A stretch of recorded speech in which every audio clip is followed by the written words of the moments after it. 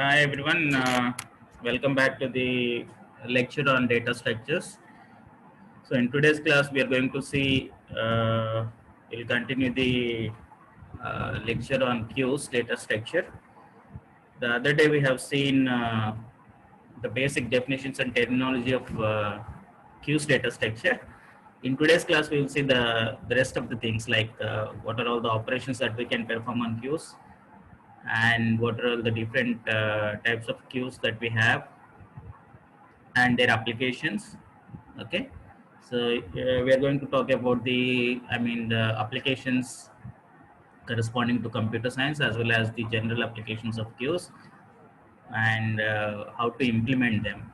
Finally we'll see how to implement the queues. So that is the presentation outline of this lecture. uh, as I told you earlier, basically queue is a linear data structure. It is something like a list, but I can say it is a restricted list. Restricted list. What is that restriction? The restriction is there are two ends in the list. Okay, from one end we can insert the elements into the list. From the other end we can delete the elements. Okay, if one end is used for inserting elements into the list, the other end must be used for deleting the elements. Okay, usually we call these ends as front end and back end, or front end and rear end. Okay, we often use these terms interchangeably, back and rear or something like that. Okay, so the front end is used to delete the elements or pop the elements from the queue, and that rear end or back end is used to insert the elements into the queue. Okay, so that is how it works. That is the restriction that we are imposing on this particular general list. Okay, so this is often known as FIFO, first in first out. Okay, so if you compare this with the stacks data structure, stack is called as LIFO, last in first out. Okay, whereas here it is reverse. Okay, the element that is inserted first into the queue will be deleted first. Okay, the person who is first enter into the queue will get the service first. Okay, that is the reason why sometimes it is also called as FCFS. Okay, FCFS stands for first come first service. Those who will come first into the queue, they will get the service first. Okay, so we often see these kind of queues in our railway reservations, airport check-in counters, or if you go to the bank, there you can see, there is a queue in front of the tellers or the cashier, okay, to get their service.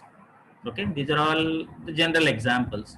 Okay, this particular queues data structure has a lot of applications in computer science. Okay, those things we will see. Yeah. So the process of inserting a new element into the queue is often called as NQ. Okay, and the process of deleting an element from the front end is often called as DQ. Okay, NQ and DQ. We have another DQ, D followed by Q, capital D followed by Q. This DQ is double-ended queue. Okay, double-ended queue. Double-ended queue is a special version of queue which allows us to perform both insertions and deletions from either end of the queue. Okay, that is a general kind of queue we can say. Okay, which allows, there is no restriction. Okay, so as I told you earlier, there are four types of queues: general queues, circular queues, double-ended queues. This is what we call DQ, and priority queues. Priority queues. So in normal queues, what happens is, so the one that is shown here. So this is a normal queue. In the normal queue, after deleting some elements from the queue, what happens is those locations cannot be filled. Okay, so suppose if you go for an array implementation of the general queue, after deleting the front elements, there is no way to fill them again. Okay, they remains as blank. Okay, empty locations. So even though there are empty locations available in the storage medium, but we are unable to utilize them.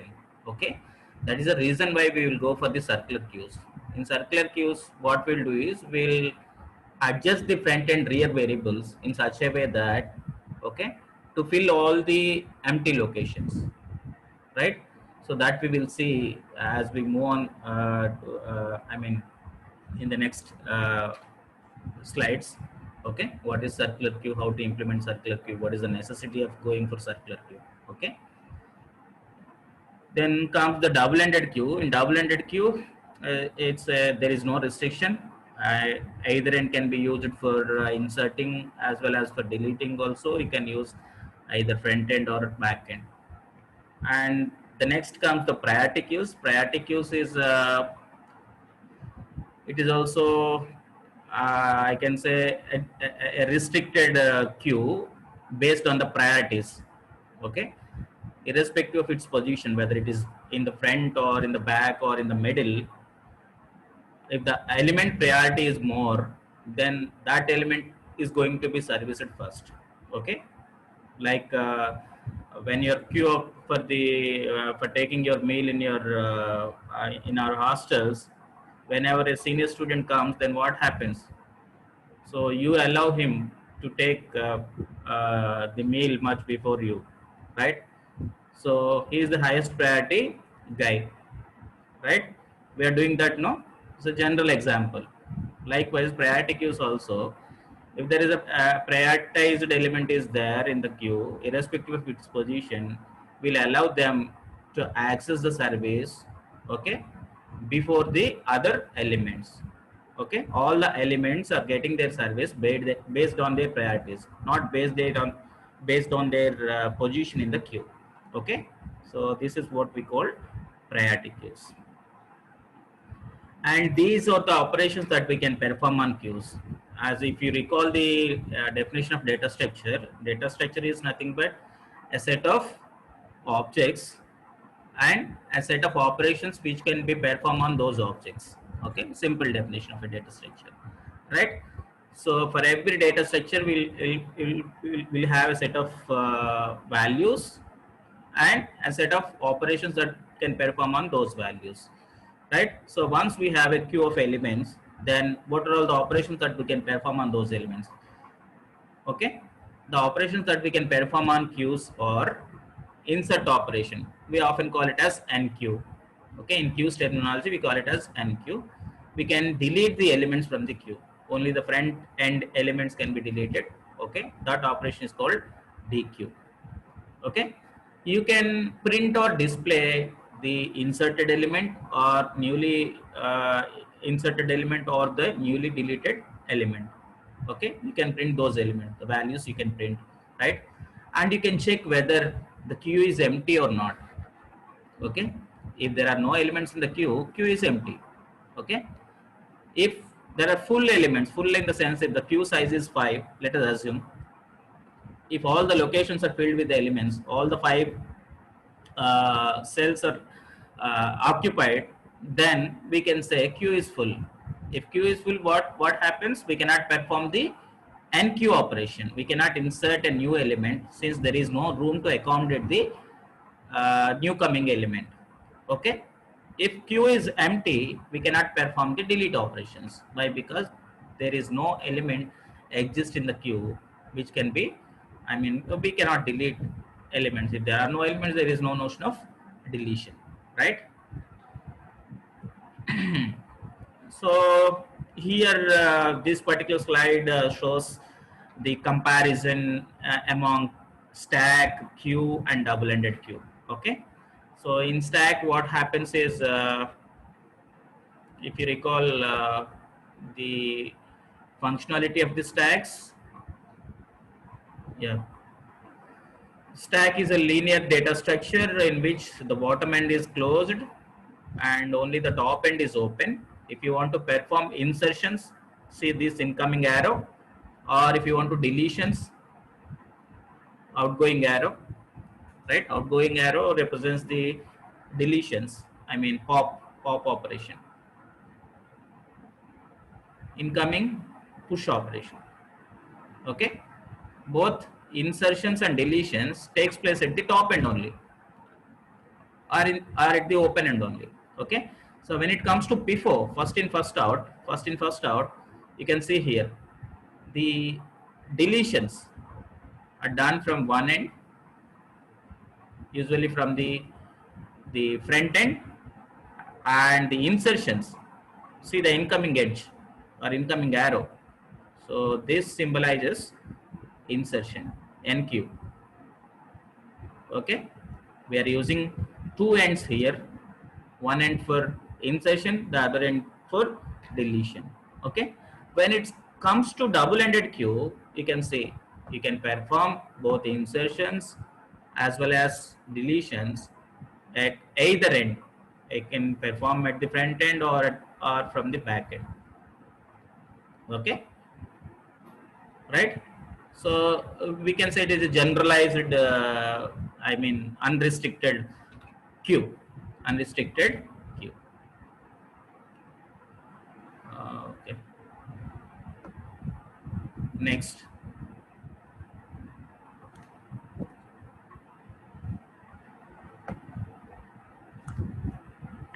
Okay. Next, when it comes to priority queues, as you can see here, in the queue, priorities, all the prioritized elements are placed in the queue. The highest priority element only it comes first. Okay. So here is an example which shows the double-ended queue. Normal queue. NQ is the operation that can be performed at the tail end or the rear end, and the DQ is the operation that we always perform at the header node or the front node. Okay.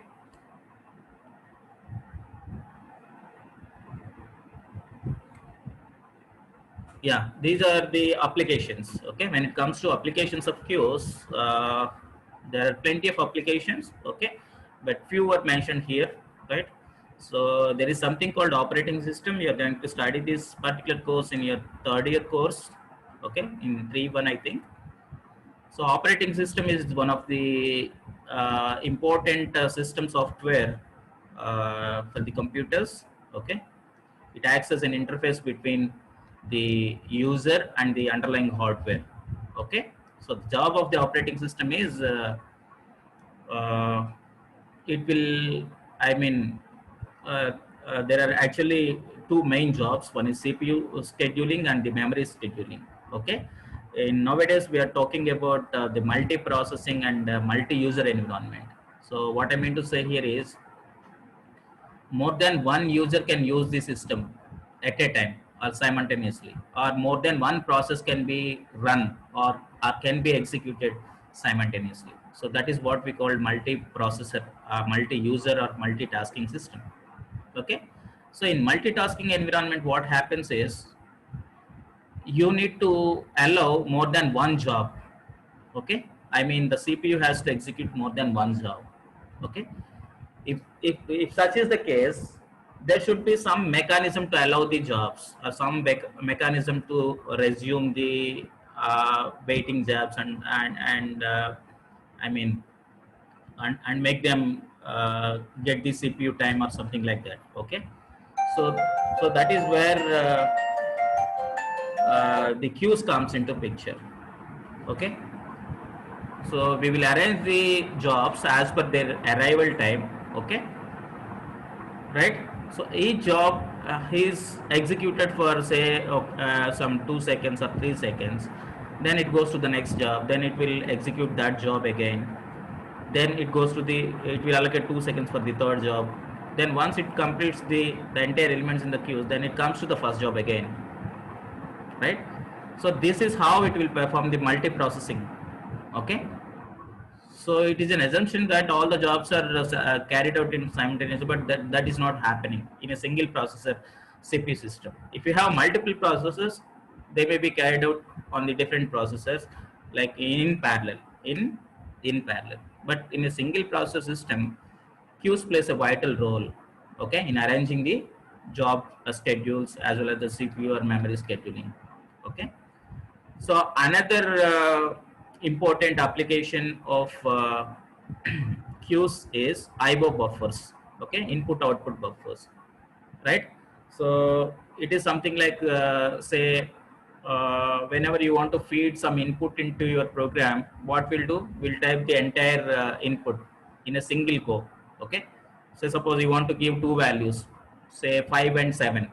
So what we'll do, first we'll enter 5, then followed by some space, followed by 7, then we'll press enter. Okay, then what happens is this 5 and 7, first they will go into the input buffer.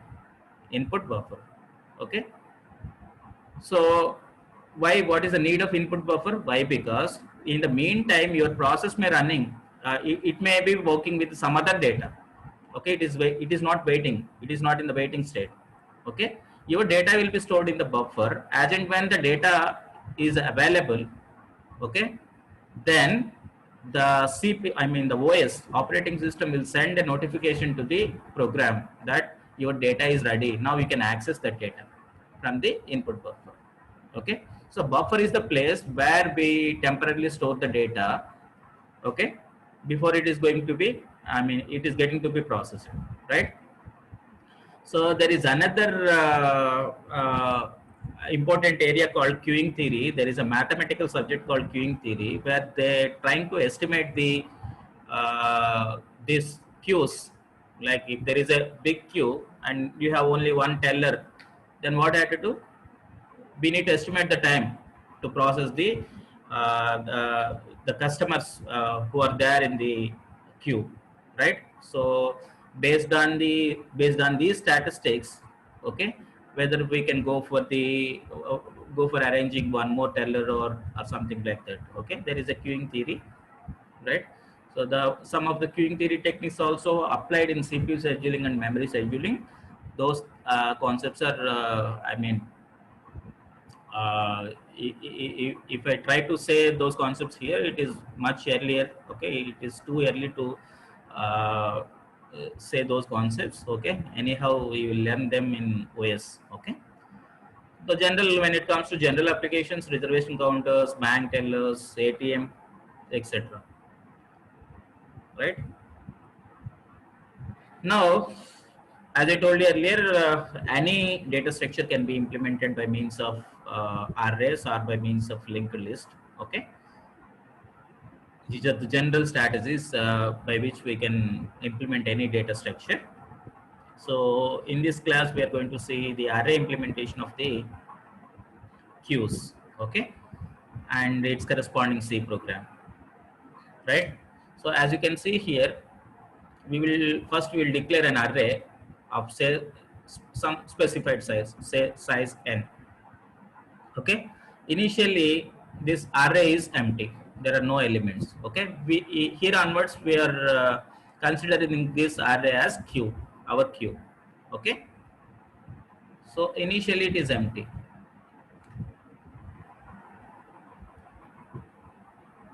Okay, and we are going to take two pointers or two index variables. Okay, we are going to take two index variables. As you can see here, I'm going to declare three variables. One is friend, the other one is rear, and the other one is current size. Okay, so these three are very, very important.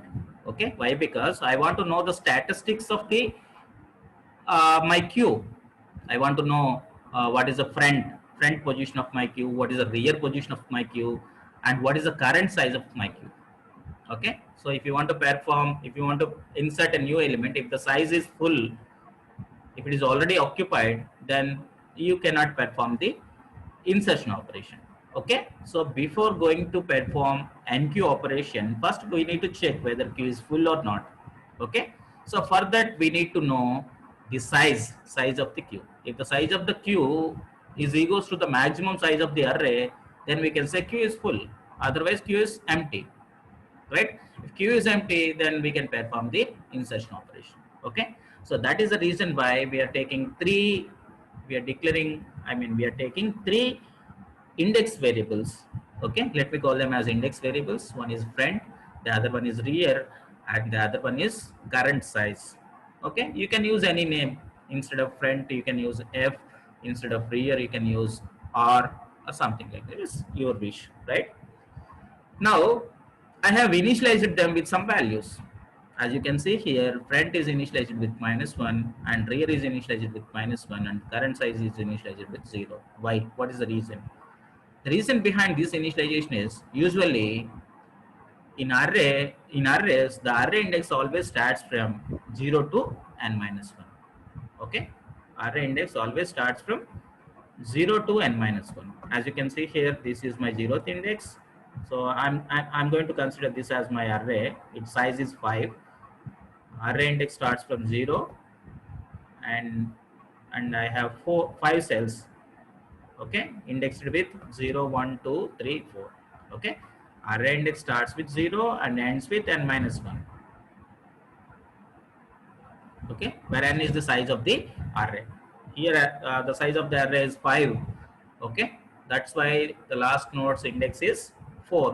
n-5, n-1, that is 4. 5 minus 1, that is 4. Okay, so now see. Initially, the current size in the sense, the capacity. Okay, we are talking about the capacity. How many elements are there in the queue? Okay, if there are 4 elements, then we can say the current size is 4. If there are only 3 elements, even though the size of the array is 5, at present it is holding only 3 elements. Okay, that is the current size. Okay, don't confuse that with the array size. Okay, array size is different, and we are keep tracking of the number of elements that are present at that particular instance of the time. Okay, that is going to be stored in this. That is going to be stored in this variable. Okay, now initially.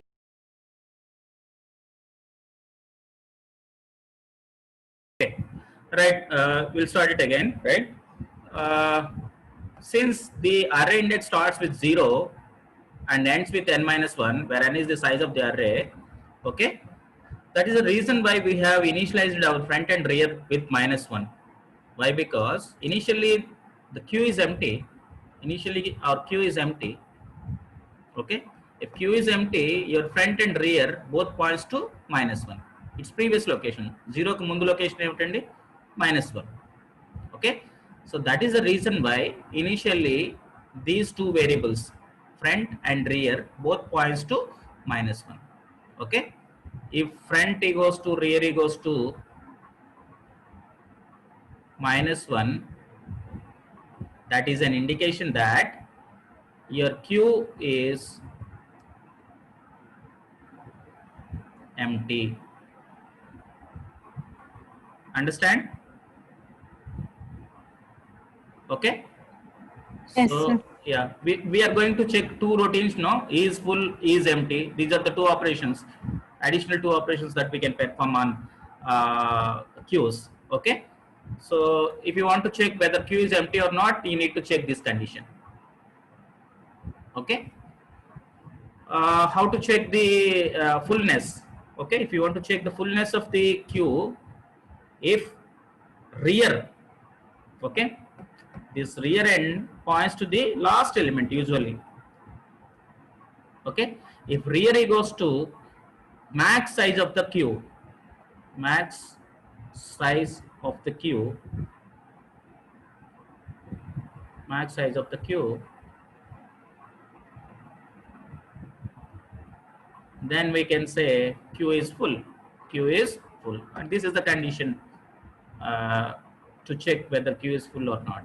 Okay, so we will see that in a short while, right? Now let us see.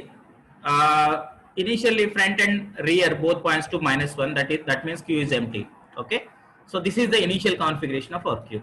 Now I want to perform NQ operation. I want to insert NQ, say X. I want to insert my data called X. Okay, so where to insert X? We have to insert at the very front position, okay, right? So initially front is -1. Now what you have to do is you have to adjust your front in such a way that it points to the first location in the empty queue. There we are going to insert our X. Okay. After inserting X into the first location, you have to update your front and rear so that they points to the newly inserted element. Okay. So this condition is applicable only for the first insertions. Okay. After the first insertion, what we did here, we have updated front and rear in such a way that they points to the first location of the array. Okay. In the subsequent insertions, say suppose I want to insert one more node in NQ of, say I want to insert Y. Okay. Now whenever you want to insert Y, what we'll do is we will simply update the rear position, update the rear pointer in such a way that it points to the next available empty location. That means, so the rear goes to rear, now it points to the next empty location. There will insert our new element. Okay.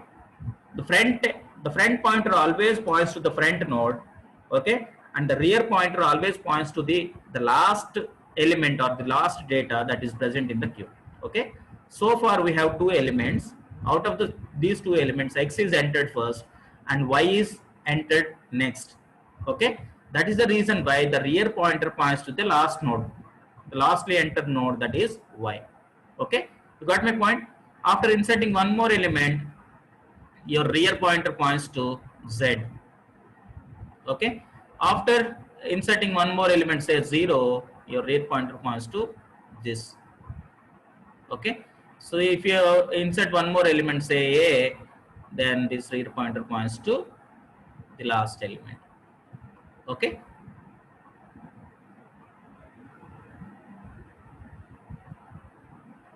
Right. Now after inserting all the elements, your rear pointer, say X, Y, Z, some A and B. So I have inserted 5 elements. Now your rear pointer, okay, now it points to the lastly inserted element, and your front pointer points to this one, X. Okay. Now if you want to insert one more element, then what happens is, now the rear pointer is equal to max size of the queue,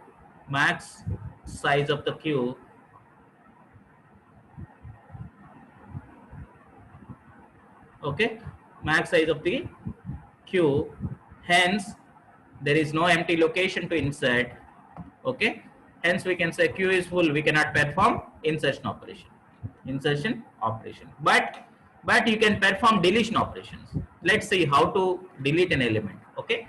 For deleting, what you have to do, you have to update your front pointer in such a way that it points to the next element that is going to be the new friend after deleting the previous friend. Like whenever you delete X, the element X, then it is no longer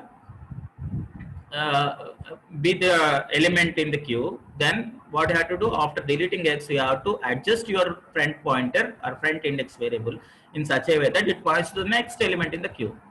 Okay. So we have deleted X. Now the front points to Y. So if you want to, you can delete Y also. Then the front pointer points to Z. Now if you look at the current size of the queue, the current size of the queue will give you 3 elements. Why? Because even though we have inserted 5 elements, we have removed 2 elements. Okay. Now at this particular instance of time, the queue contain only 3 elements. That is the reason why the current capacity of the queue is 3. Okay. That is what we capture or we hold here in this particular variable. Initially when queue is empty, there are no elements. That is the reason why we have initialized it with 0. Right. Okay. So whenever front T goes to rear, front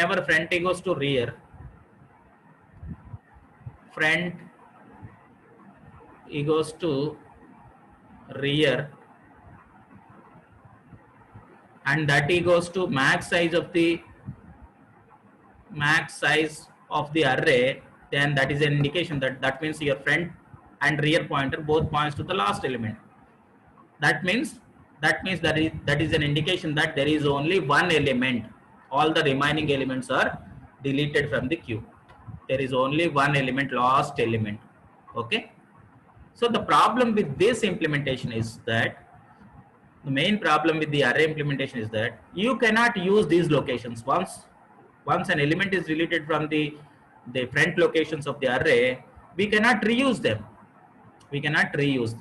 Okay, you cannot reuse this location, reuse this location. Okay, even though the locations are empty, but we cannot use them logically. Okay, conceptually or logically we cannot use them in queue. That is the main drawback with the array implementation of the queues. Okay, right? Now let us see how to code this. Okay, can you write it? Yeah. You want to ask? Front ni increase చేసే బదులు shift చేయొచ్చు కదా sir back కి. Front ని delete చేసేటప్పుడు front ని increase చేస్తున్నాం కదా సార్, దాని బదులు ఆ ఎలిమెంట్స్ ని బ్యాక్ షిఫ్ట్ చేస్తే మళ్ళీ వాడుకోవచ్చు. Yeah. Good. I'm glad you asked that. I mean, you said that. Okay. The problem with this is what we call bubbling, array element bubbling.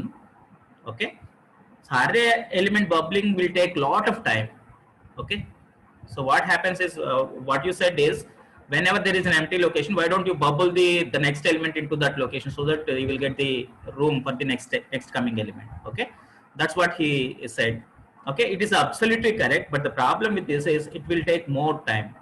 Okay, so you have to you have to empty the previous locations and you have to insert the next elements into those locations. Okay, all these things are computationally very intensive tasks. So that is the reason why even though it is one solution, but we'll go for somewhat sophisticated solution. That is what we call circular queue. Okay, so circular queue is one such concept in which we overcome this difficulty. Okay, right? I hope you got my point. This element bubbling is somewhat computationally intensive task. It will take more time. Okay, we can do this in a much better way by just changing the front and rear pointers in circular.